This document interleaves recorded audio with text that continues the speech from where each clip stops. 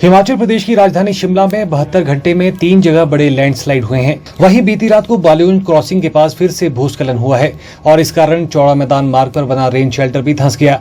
इससे पहले MLA crossing और विकासनगर में लैंडस्लाइड हुई थी। भूस्खलन के कारण अब बालूगंज जाने वालों को भारी परेशानियों का सामना करना पड़ रहा है। बीती रात को बालूगंज से दीपक प्रोजेक्ट होते हुए चौड़ा मैदान को जोड़ने वाली सड़क धंस गई और ये मार्ग पूरी तरह से बंद हो गया। इससे पहले सोमवार शाम को इसी मार्ग के नीचे क्रॉसिंग पर भूस्खलन हो गया था। बालूगंज क्रॉसिंग और बालूगंज एडवांस स्टडी विधानसभा मार्ग बंद होने से अब तवी मोड़ से ही शिमला में आने वाले वाहनों को वाया चक्कर भेजा जा रहा है।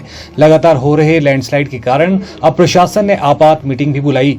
वहीं बालूगंज मार्ग बंद होने से यहाँ के व्यापारियों में निराशा का माहौल है। मीडिया से बात करते हुए व्यापारियों ने कहा कि प्रशासन की लापरवाही का खामियाजा उन्हें भुगतना पड़ रहा है।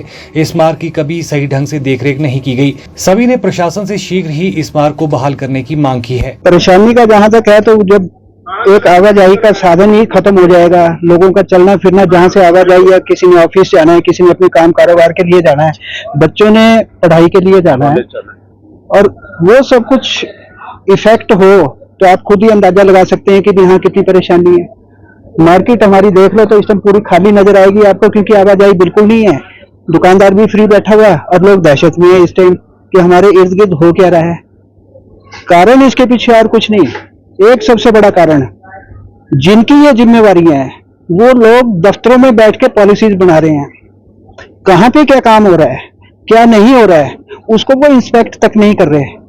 1 साल पहले जब ये जगह बैठनी शुरू हुई थी तो उसी टाइम इन्होंने एक स्पोर्टिंग वॉल लगाई, ठीक इसी रेन शेल्टर के सामने। आप अगर नोट करें तो उसके सामने जो ड्रेन है उसी में एक कलवेट है। कलवेट भी क्या कि जो जहां से पानी का निकास नीचे को होता था और उसी के मुख जहां पे वो खुलता था, जंगल में वो पानी जा रहा था, वहीं पे उन्होंने डंगा दे दिया और उसका मुख ही बंद कर दिया। बारिश हुई, पानी आता रहा, नालियां ब्लॉक हैं और वो सारा पानी वहां पे रुका और वो सारे की सीपेज जो है वो उस कलवेट के अंदर हुई और वो सारा पहाड़ी के अंदर रिसा। जब वो ठेकेदार वहां पे काम कर रहे थे, डिपार्टमेंट वहां पे काम कर रहे थे, वहां के सुपरवाइजर, जेई, एसटीओ, एक्सिन क्या कर रहे थे? दफ्तरों में बैठ के ही सिर्फ कागजी कार्रवाइयां कर रहे थे।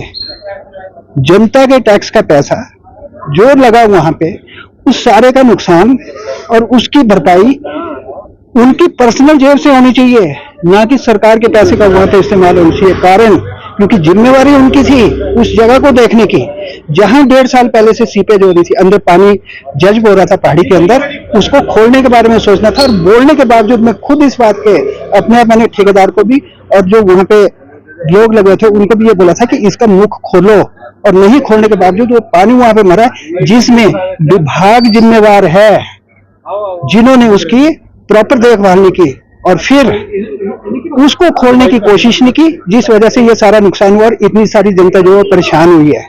रोड बंद होने का सर आप इस पर गाड़ियां देखोगे, कितने बड़े बड़े ट्रक और रात को बड़े बड़े टिप्पर यहाँ से जा रहे हैं।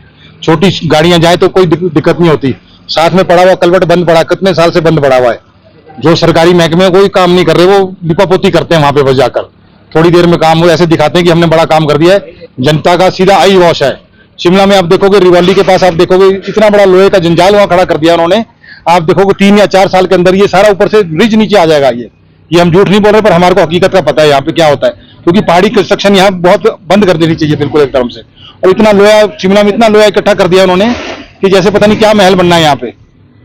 तो बड़ी दिक्कत आ रही है, हर जनता को दिक्कत आ रही है इससे। कारण तो सर वो जो कलवट पड़ा है ना, वो बंद देखो उसको, आप देखो उसका पानी सारा वहां ठहरा। थोड़ी जब बारिश होती है ना तो वो पानी खड़ा हो जाता है, वो पानी रिस के वो नीचे जा रहा है और वो मिट्टी में जब रसेगा तो जब धूप लगेगी और मिट्टी फूलेगी तो धक्का लगेगा ही लगेगा। तो टीपीडब्ल्यूडी या सरकारी जो महकमे है सर, उनको थोड़ा सा ध्यान से काम करना चाहिए।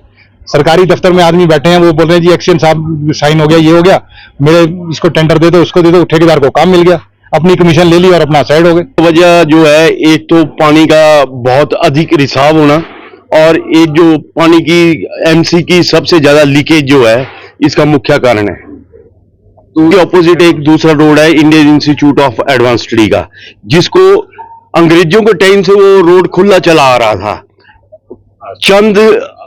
चंद 1 साल से ही 2-3 अफसर ऐसे आए जिन्होंने ये रोड बंद कर दिया है और वहां से जनता को तक जाने नहीं देते। आज की इस रोड, दोनों रोड को बंद होने से ये समस्या हो गई है कि कम से कम वो पैदल जो जनता है वो चली जाए और एम्बुलेंस, दो जो गाड़ियां हैं उनके लिए ये रोड खोल दिया जाए। ये डीसी साहब और एसपी साहब से गुजारिश है कि वो इनके अफसरों को बोले, सीपीडब्ल्यूडी के, और इस रोड को खुलवाएं। देखो जी, जो ये नीचे दोनों रोड हुए, ये तो एक तो यहाँ पर मेंटेनेंस की कमी रही है हमेशा, और कोई मतलब ऊपर से मेंटेनेंस होती थी और बाकी कोई मेंटेनेंस इसकी कंप्लीट नहीं हुई, और इसलिए बालूगंज बाजार का तो अब तो आप देख रहे हैं कि दोनों तरफ से बंद हो गया। एक ऊपर रोड है हमारे एडवांस स्टडी वाला, इन्होंने अब ना जाने कौन सा इनका कानून है, क्या कर रहे हैं, इन्होंने उपला रोड बंद कर दिया है, और जबकि वहां पर कोई कंस्ट्रक्शन नहीं हुई, कुछ नहीं। पहले तो इन्होंने बोला जी बंद हो, मेंटेनेंस हो रही, बंद कर दी। हम सीनियर सिटीजन हम लोग हैं, हम कहां से आएंगे, कहां जाएंगे? मॉर्निंग वॉक को जाना होता है, शाम को जाना है, तो इन्होंने बिल्कुल बंद कर दिया है। मैंने इस बाबत डायरेक्टर इंस्टीट्यूट सेक्रेटरी को मैंने मेल की, उन्होंने उस मेल का कोई भी मुझे जवाब नहीं दिया।